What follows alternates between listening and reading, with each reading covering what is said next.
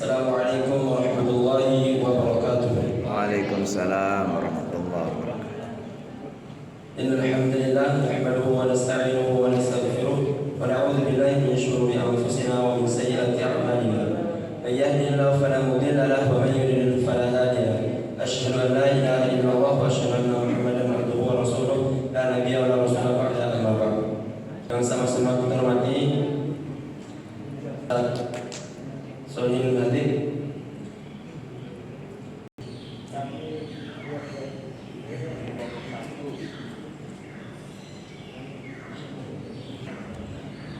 menyampaikan susunan acara presentasi pada pagi ini.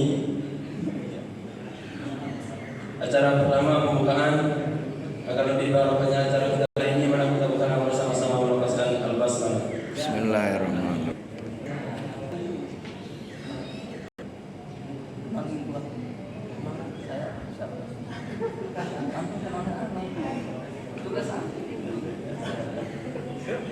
Jadi Fikri Al-Farwasi dan yang menyebutkan Rifki Fatul Iman. Bismillah, saya ulanginnya salamnya. Assalamualaikum warahmatullahi wabarakatuh. Waalaikumsalam warahmatullahi wabarakatuh. Teman-teman semuanya, insya Allah kelompok kami akan sampaikan ataupun membahas dengan judul peran manusia sebagai hamba kepada Allah Sang Pencipta. Ikhwafillah rahimakumullah, Allah Subhanahu wa Ta'ala kita sebagai manusia, khususnya juga Allah menciptakan jin, khususnya kita manusia sebagai hamba. Dan karena kita hamba, sudah jadi hakikatnya kita untuk apa? Untuk beribadah, untuk senantiasa bertakwa kepada Allah Subhanahu wa Ta'ala. Allah itu adalah beberapa hal yang dilarang dan juga banyak banget yang Allah larang kepada hambanya. Nah, teman-teman semuanya, semalam saya mengutip karya Dr. Haji Ahmad Yani. Beliau adalah Ketua LPPD, Lembaga Dakwah Indonesia, kayak gitu. Dalam karyanya yang berjudul 175 materi dakwah pilihan di bagian 3 faktor perusak. Jadi beliau mengutip hadis Nabi Muhammad SAW yang diriwayatkan dari Tabrani. Nabi Muhammad SAW bersabda, ada diri. Teman-teman semuanya, kita fokus lagi nih ke poin yang pertama, hawa nafsu yang diikuti.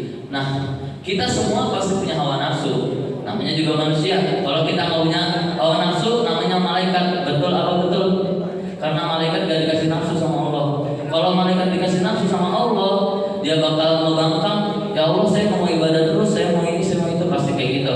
Tapi karena malaikat tidak dikasih nafsu sama Allah, makanya ya memang hakikatnya malaikat untuk selalu wa may yusyrik billah faqad iftara isman azima. Yang artinya sesungguhnya Allah tidak akan mengampuni dosa selain Allah tidak mengampuni dosa karena menyekutukannya, yaitu syirik, dan Dia mengampuni dosa selain syirik. Itu bagi siapa yang Ia kehendaki. Karena siapa mempersekutukan Allah, maka sungguh dia telah berbuat dosa besar. Ya, kesimpulannya adalah kita sebagai seorang hamba, kita diwajibkan untuk bertakwa kepada Allah, yakni melaksanakan apa yang Allah perintahkan dan meninggalkan apa yang Allah larang. Salah satunya adalah menyekutukan Allah seperti datang kepada dukun untuk minta sesuatu. Kita boleh meminta kepada semua manusia selagi tidak menyalahi syariat Islam. Cukup sekian. Assalamualaikum warahmatullahi wabarakatuh. Waalaikumsalam warahmatullahi wabarakatuh. Wa min sayyiati a'malina may yahdihillahu fala mudilla lahu wa may yudlil fala hadiya lahu. Asyhadu an la ilaha illallah wa asyhadu anna Muhammadar Rasulullah. Ta'liman al-mukarram al-ustaz Shalihil Hadid. Tayyib, nahnu min firqatin taliyah naqumu huna nuridu li syarhi 'an darsi tauhid al-ula al-syirki wa tsani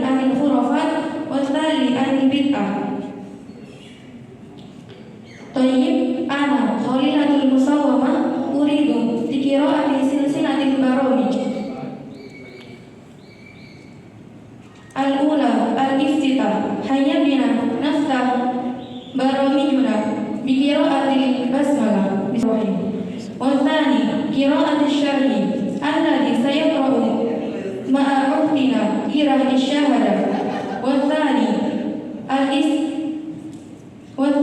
الاستنباط والاختتام الذي سيقرأ مع أختنا ملكة الرحمة الذي سيقرأ قراءة الشهادة الوقت إياها. Bismillahirrahmanirrahim. Assalamualaikum warahmatullahi wabarakatuh. Waalaikumsalam warahmatullahi wabarakatuh. Baik, di sini saya akan mempresentasikan yang berjudul fenomena kemusyrikan, bid'ah dan khurafat. Yang pertama tentang kemusyrikan. Seperti yang kita ketahui, kemusyrikan itu ialah menyekutukan Allah dan menyekutukan Allah termasuk dosa besar. Dan dia terbagi menjadi dua, ada syirik akbar dan syirik asghar. Definisi dari syirik akbar yaitu taswiyatu ghairillah billah fima huwa min khosaisillah. Dan syirik asghar ma warada fi nusus mimma sumiya syirku walam yasil ila darajat syirki akbar. Ayat 72 yang berbunyi innahu man yusyrik billah faqad haramallahu alaihi jannah wa ma'wahu an-nar wa ma lil zalimin min ansar. Al-Qur'an surah Al-Maidah ayat 72. Kita lanjut ke khurafat yang dipercaya oleh masyarakat yang dijadikan kepercayaan oleh mereka.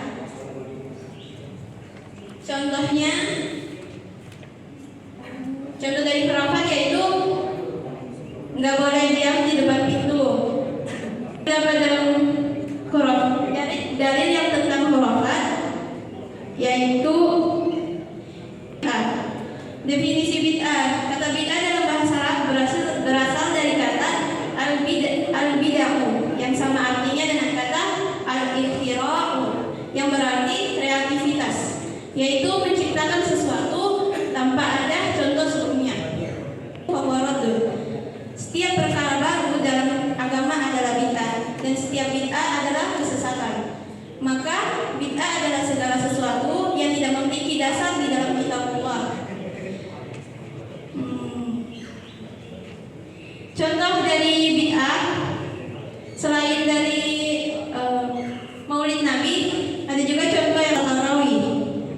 Jadi banyak orang yang meyakini bahwa salat tarawih adalah bid'ah karena Umar radhiyallahu anhu berkata, sebaik-baik bid'ah adalah ibadah salat. Salat tarawih telah dilakukan di zaman Rasulullah SAW. Maka jamaah di sini dinamakan bid'ah lugawiyah atau bid'ah menurut etimologi dan bukan bid'ah syariah, bid'ah menurut terminologi syariat. Baik, inti dari semuanya adalah jangan pernah kita percaya akan hal yang tidak Nabi ajarkan kepada kita, karena yang menciptakan kita adalah Allah. Seharusnya kita hanya percaya kepada Allah dan jangan percaya kepada selain Allah, karena yang membuat peraturan-peraturan tidak jelas itu tidak lain dari manusia zaman dulu yang ketika itu terjadi sebuah kejadian sehingga tidak diperbolehkan hingga sekarang. Dan sekarang pun banyak orang yang percayainya hingga terjerumus dalam kesyirikan. Mungkin cukup sekian dari kami. Mohon maaf bila ada kesalahan. Wassalamualaikum warahmatullahi wabarakatuh. Waalaikumsalam warahmatullahi wabarakatuh.